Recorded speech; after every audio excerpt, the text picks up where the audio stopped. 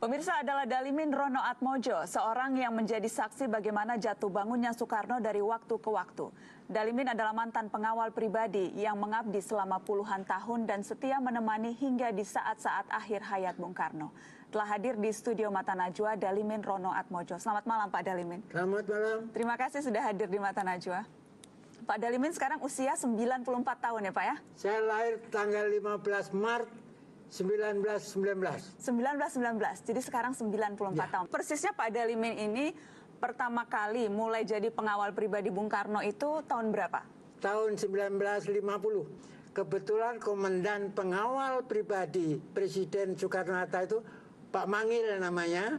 Itu teman dari mulai zaman Polisi Istimewa Jepang. Pak Dalimin, jangan pulang ke Jogja. Tetap di Jakarta, mau sanggup. Pengawal pribadi Bung Karno Bung Hatta. Wah. Saya sebagai komandan. Kaget nggak Pak Dalimin diminta jadi pengawal? Saya bilang terima kasih banyak. Saya nggak mau meninggalkan Jakarta. Saya nggak mau pulang ke Jogja. Keluarga biar di Jogja dulu. Ada lambang pengawal pribadi ya? Ini ya Pak ya? Ya ini setelah sudah pengawal pribadi itu semua harus pakai itu.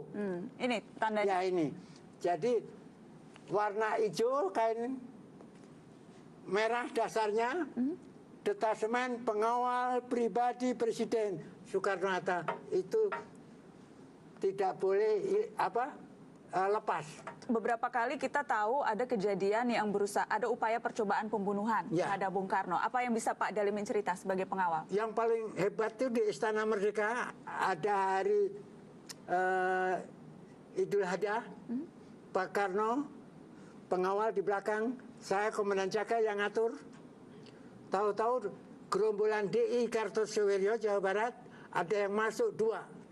Waktu Allahu Akbar, Pak Karno jarak 3 meter pakai Vickers sama DI itu dudur. Pak Karno tidak kena, pengawal kena, anak buah saya satu ke sini, yang satu ketembak sini. Tembak? Yes, jarak 3 meter. Dudur, otomatis Vickers. Waktu tembakan begitu, pengawal harus gesit cepat, Pak Karno dibawa lari. Sebelahnya Pak Karno, Pak Nasution bingung, Pak Karno di mana? Pak Karno sudah diselamatkan. Harus kita selamatkan. Ada kejadian juga waktu di sekolah di sekolah Cikini. Itu seperti apa? Pak Karno diundang di sekolah Cikini, Mas Guntur atau Mas Tok, panggilannya Mas Tok sama Megawati Adis. Itu ada basar. Kan aba-aba komandan pengawal. Kepada Paduka yang mulia, hormat, gerak, bang, bang, bang, bang. 6 granat meledak, 2, 1 yang depan. Pengawal teman saya, pengawal pribadi ada 4 yang kena. Yang anak buah saya kena kepalanya, tapi untung tidak ke otak. Tongkat komando Bung Karno Pak Dalimin tahu? Oh, nggak ada yang pegang, hanya aku. Waduh, cuma Pak Dalimin yang boleh megang tongkat komando. Begini, menuju ke Banten, naik kereta istimewa untuk khusus Presiden dan rombongan. Kembali sampai stasiun Tanah Abang, turun. Didolot rakyat supaya Pak Karno pidato di depan stasiun Tanah Abang, tidak ada panggung. Dalimin, tongkat Bapak ceklon, pegang. Apa isi tongkatnya apa tuh, Pak Dalimin? Isi pusaka. Itu di dalam pusaka yang pusaka itu asal dari Banten. Apa itu jadi isinya? Seperti bentuknya lidi. Keris kecil? Iya, jadi bukan rupa keris.